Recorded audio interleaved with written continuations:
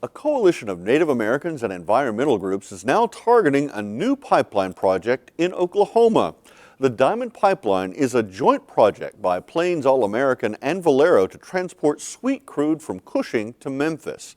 The coalition is preparing for the kind of encampment that was used in the protest of the Dakota Access Pipeline.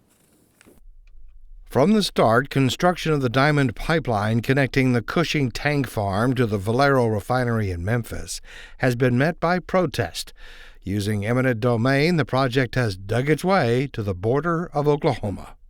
Now a coalition of Oklahoma Indian nations, the American Indian Movement, the Sierra Club, and Black Lives Matter Oklahoma plan to create a protest encampment as the next obstacle to the Diamond Pipeline. Casteel is a member of the Ponca Nation and director of a group called Bold, Oklahoma. There definitely will be an encampment that's going to come here to Oklahoma in the near future where we can call on our allies, our brothers and sisters, the connections that we made during that fight at Standing Rock. Ashley McCrae is a member of the Absentee Shawnee tribe. She also spent time at the Standing Rock protest. We have people from Arkansas and Tennessee that are working with us actively. We have people from the Southwest who are committed to coming here once we start an encampment. We are not going to back down. We are not going to back down from this fight until we make sure that Plains All-American listens to us, consults with our tribes, and provides an environmental impact statement for every single waterway that they are crossing. A spokesman for Plains All-American never responded to a request for an on-camera interview. In a prepared statement, the company disputed charges that they ignored the Oklahoma Indian tribes. Spokesman Brad Leone says, quote, "We voluntarily elected to reach out to 23 different tribal communities." But he did not say which tribes were contacted and if any of them were in Oklahoma. His statement continues saying, "We provided tribal governments an opportunity to review and comment on cultural work being performed prior to permit issuance." He continues that the effort led to additional communication with several tribes about the pipeline route, and the company used trained cultural monitors, he says, some of whom are recommended by or directly provided by certain tribes. Plains All-American does have a history of pipeline leaks.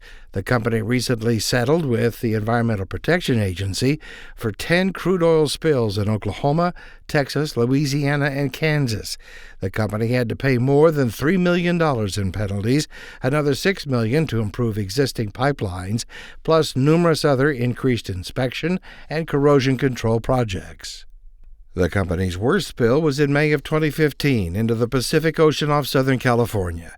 The spill dumped 140,000 gallons of crude oil into the ocean, fouling beaches, coating seabirds in oil, and leaving a large oily sheen on the water.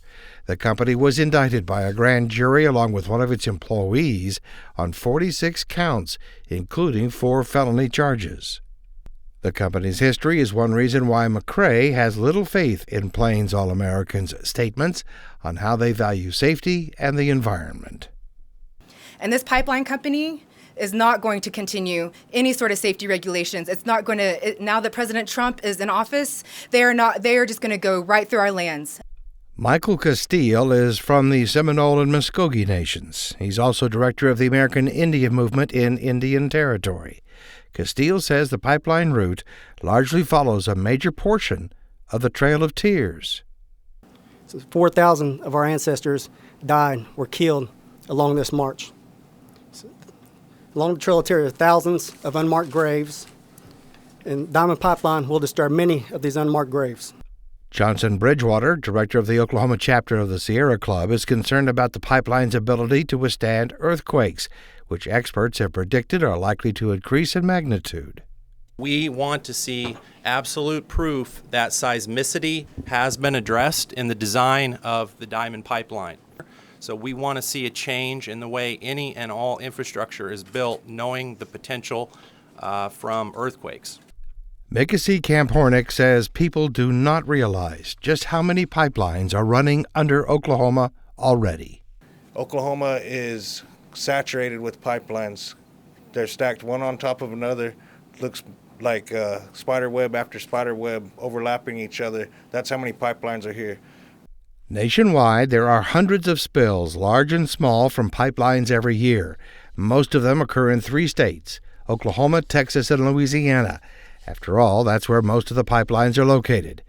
According to the most recent information, the primary cause of pipeline failures is corrosion and equipment failures.